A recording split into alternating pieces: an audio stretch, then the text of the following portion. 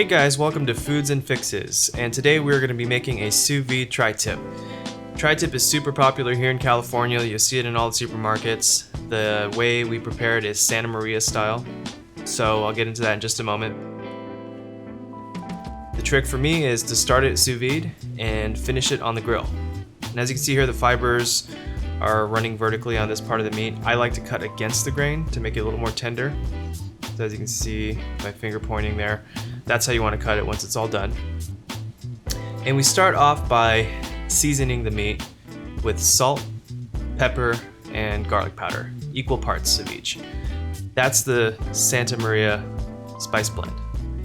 It originated in the city of Santa Maria here in California. And then we got a little dash of cayenne pepper that I add for a little more kick. And I have this convenient shaker that allows me to liberally coat the product. Once I season it, I like to pat it in a little bit too. And then of course you do want to season both sides of the meat very thoroughly.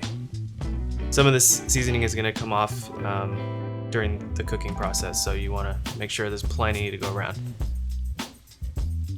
And what we're doing today is sous vide, so I have this immersion circulator.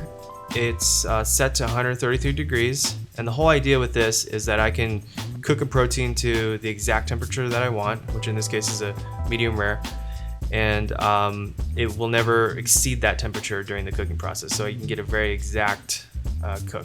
And I think it creates a very tender piece of meat. A lot of people use a vacuum sealer. I'm here using just a Ziploc bag with a pump here, and you can get these at Walmart for pretty cheap. But if you want to vacuum seal it, you can definitely do that. You basically don't want air between the product and the plastic bag. Go ahead and add in the meat, and I like to let it cook for at least 2 hours. Today it was 3 hours. Had some other things going on, and it actually turned out even better at 3 hours. So technically right here the meat is done, but it doesn't look very appetizing. It doesn't have a whole lot of color, so we're gonna finish it on a very hot grill. And before I actually grill it, I like to brush the grates with some oil. And you really only need a couple of minutes per side. You can do it a little longer, but that will affect how much the meat is cooked. So it may rise in temperature if you leave it on too long. But a couple minutes per side is enough to give it a little crust and a little color. And as you can see, it is sizzling away on that plate. Looks very beautiful. And this is your final product. Very, very delicious.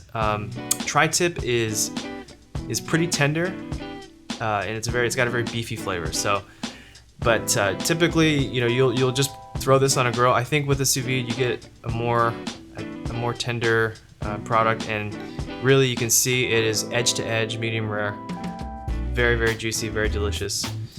And if you guys like the recipe, please click like. If you want to see some future content, go ahead and subscribe. And as always, check out foodsandfixes.com. Thank you very much.